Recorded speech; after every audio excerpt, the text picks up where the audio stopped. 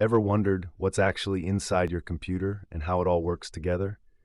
Today, we're breaking down each key component in a PC, simply and clearly, so even if you're brand new to tech, you'll walk away with a solid understanding. Don't forget to like, subscribe, and let us know which part you want a deep dive on next. 1. Motherboard, the heart of the PC.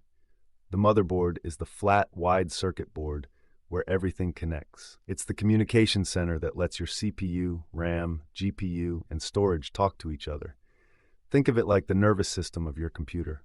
Surprisingly, it's one of the cheaper components, even though it's arguably the most important. Number 2, CPU, the brain of the machine. The CPU, or central processing unit, is where all the thinking happens. It handles calculations, runs programs, and processes almost every task your PC performs. Hard drive, the long-term memory.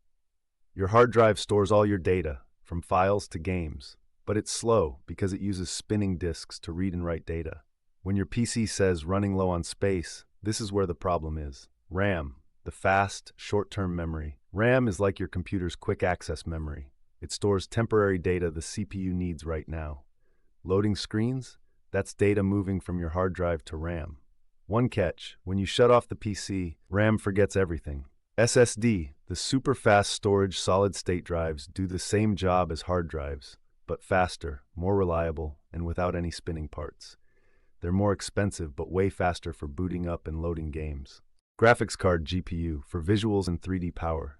The GPU is a beast designed specifically for handling visuals and 3D rendering.